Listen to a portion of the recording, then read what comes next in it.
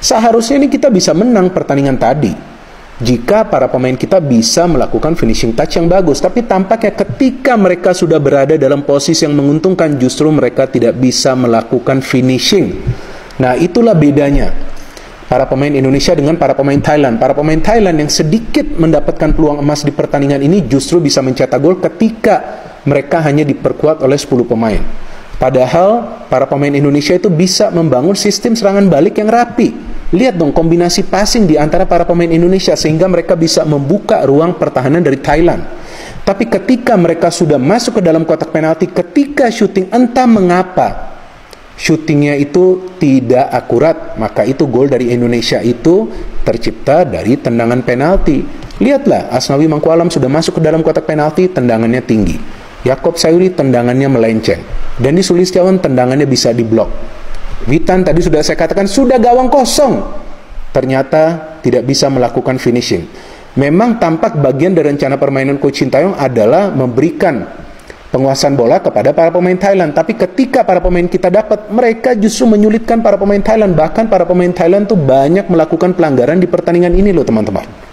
Nah, itu artinya bahwa mereka juga sempat panik ketika para pemain Indonesia itu bisa membangun transisi positif yang cepat. Tapi ketika sudah membangun transisi positif yang cepat, end produknya itu harus ada.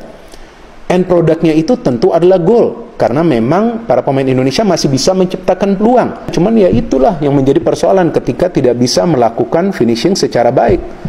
Nah, ini yang perlu segera dibenahi oleh Coach Sintayong agar para pemain ini bisa lebih tenang lagi ketika mendapatkan peluang. Karena di pertandingan ketat seperti tadi, membuang-buang peluang itu tentu akan merugikan. Dan itu yang terjadi kan ketika sebetulnya kita berada dalam situasi yang menguntungkan, bermain dengan 11 pemain lawan 10 pemain, tapi justru ketika kita keluar menyerang, para pemain kita keluar menyerang, justru mereka terkena situasi yang membahayakan dari serangan Thailand, dan pemain Thailand ada yang free sehingga dia bisa shooting kemudian menyamakan kedudukan. Memang terkena kaki dari Ki Kambuaya ya, sehingga memang Nadio tidak bisa melakukan penyelamatan. Dan juga yang saya cermati bahwa para pemain kita banyak melakukan passing-passing yang salah ketika mereka sudah berada di ruang pertahanan dari Thailand.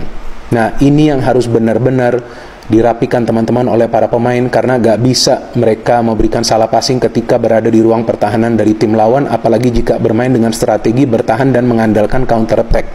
Karena ketika nanti tim lawan itu mendapatkan bola, maka mereka tentu akan melancarkan serangan balik yang cepat, yang tentunya akan menyulitkan para pemain Indonesia yang berada di lini pertahanan. Jadi kalau menurut saya Indonesia gagal menang karena pertama, para pemain gagal menyelesaikan beberapa peluang yang mereka dapat, dan yang kedua, karena tidak adanya lagi Rahmat Irianto sehingga para pemain Thailand bisa lebih leluasa untuk menyerang dari tengah. Selama ada Rahmat Irianto, saya perhatikan para pemain Thailand lebih banyak membangun serangan itu dari sektor sayap. Tapi ya paling tidak para pemain sudah bekerja keras, dan kita harapkan para pemain bisa bermain lebih baik lagi. Artinya mereka perlu bermain secara efisien dan tentunya efektif. Permainan tadi sudah efisien, mereka menunggu main counter tapi belum efektif. Dan sekarang tinggal kita tunggu pertandingan terakhir bagi Indonesia lawan Filipina. Pertandingan yang saya harapkan para pemain bisa meningkatkan level permainan mereka dan lebih cermat lagi dalam melakukan passing, dan tentunya end product itu sangat penting. Kalau cuma mendapatkan 2 peluang, ya perlu mencetak minimal 1 gol agar bisa mendapatkan 3 poin.